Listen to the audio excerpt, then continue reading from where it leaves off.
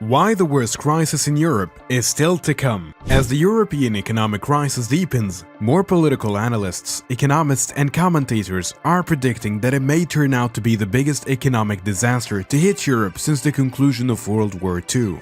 The combination of collapsing national economies, an ongoing sovereign debt crisis, and a never-ending austerity debate has caused many to lose faith in Europe's ability to save itself from this downward spiral. Though the situation in Europe may appear stable, this perception is an illusion that masks a far more troubling reality. The conditions are ripe for some seriously frightening economic consequences within Europe. And if these consequences are not dealt with quickly, the fate of several EU countries could be sealed for decades to come. Hey there people, welcome back to Econify. Hop on by hitting like and subscribe for this video and our channel. There's a lot in store just for you. Alright guys, today we'll examine Europe's economies and the problem that may seem to be on the horizon in this video. Do well to stick till the end of this video and let us know what you think in the comments below. So, without further ado people, let's roll. The global financial crisis that began in 2008 hit Europe the hardest regarding the economic decline and overall unemployment rates. However, a recent report suggests that the current economic troubles in Europe may be only the beginning of a more significant issue. The European debt crisis has been so long and contentious that it's pretty easy to forget just how much worse it could get. Europe's current economic crisis. The European Union has seen several economic crises over the past few years. The first and most well-known ozone crisis was caused by high sovereign debt and high unemployment rates. This led to low or negative growth rates for many European countries. Another was the currency panic that started with Greece's newly elected government, announcing it would be unable to meet its international bailout obligations without new funding from other governments. If Europe faces another problem because of increased austerity measures, or even if a country leaves the euro like Brexit, it will have consequences for everyone in Europe. There were already signs of another crisis on the horizon, this time because the euro area economy may no longer be strong enough to withstand future financial shocks without going into recession again. Countries like Germany could find themselves at risk if other parts of Europe struggle economically, because Germany exports nearly half of its GDP yearly. European countries are struggling to repay their debt. Europe has been working to repay its debt for years. Countries like Greece, Italy, Portugal, and Spain have all faced economic crisis as they struggle with high unemployment rates and lower GDPs. These countries are also dealing with higher influx of migrants that only adds more pressure on their already deteriorating economies. The bottom line is that these issues are not going away soon. These countries will continue to struggle until something drastic happens. Sooner or later, we're going to see another European country face a crisis similar to what Greece faced.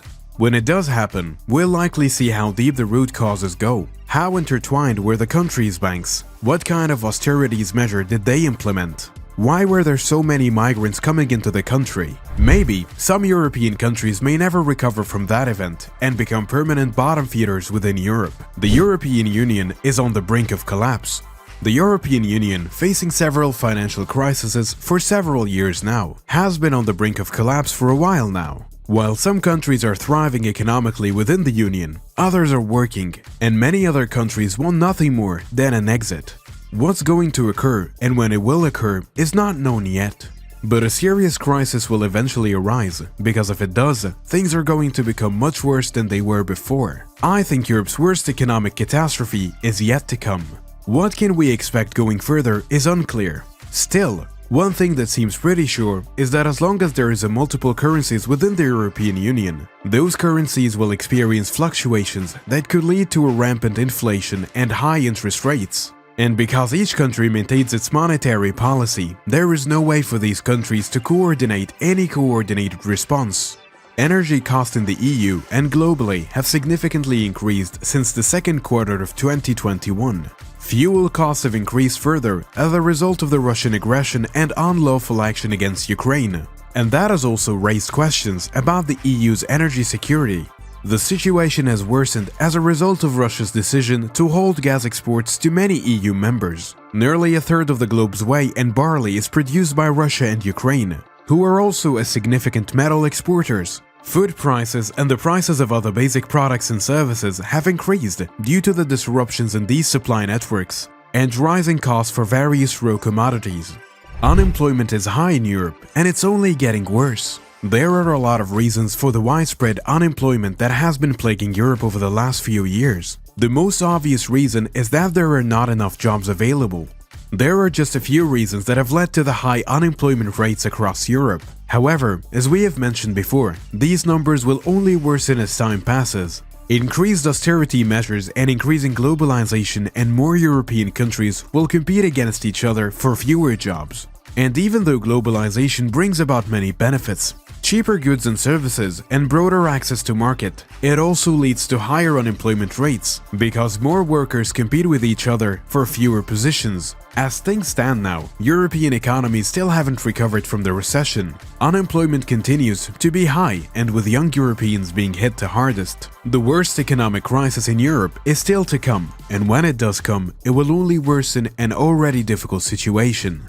The refugee crisis is a symptom of a bigger problem. Significant economic progress throughout the European Union is now anticipated to be significantly lower than 3% in 2022, as opposed to the 4% that the European Commission has predicted before the war.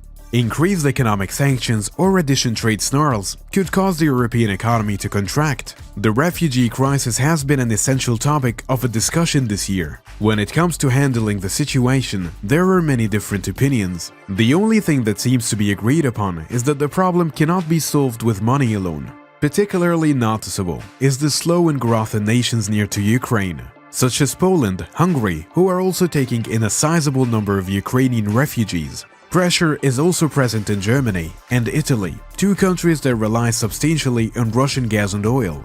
The demographic shift is going to put a strain on public finances and pension funds in the few next years. And if European governments try to raise retirement ages to compensate for the declining populations, those who have already retired won't see any significant increase in their income. Inflation is rising, but wages aren't. Inflation has been steadily rising, but wages are not. This gap would lead to a major economic crisis. Low-income earners spend a more significant portion of their income, so they will soon feel the effects of the inflation more than those with high incomes. When inflation rises, prices go up, and people buying power decreases. Energy prices increase as a result of Europe's reliance on Russian energy are the biggest drawbacks. And this is pretty much straining European households and businesses by causing inflation to reach historic highs. EU businesses were weakened by the COVID-19 problem, especially small ones. When the Ukraine war broke out, those businesses were gradually weaning themselves out of the government assistance. Now the banks are trying to avoid risk. These businesses must deal with rising energy prices, less trade, and possibly higher funding expenses. What's more, businesses try to keep profits high by raising prices again. Finally, this is what led to the Great Depression, when consumers' demand falls as spending drops due to the lack of disposable income, example wages. Businesses cut production and lay off workers who have even less money to spend. Less spending equal fewer jobs equal continued decline.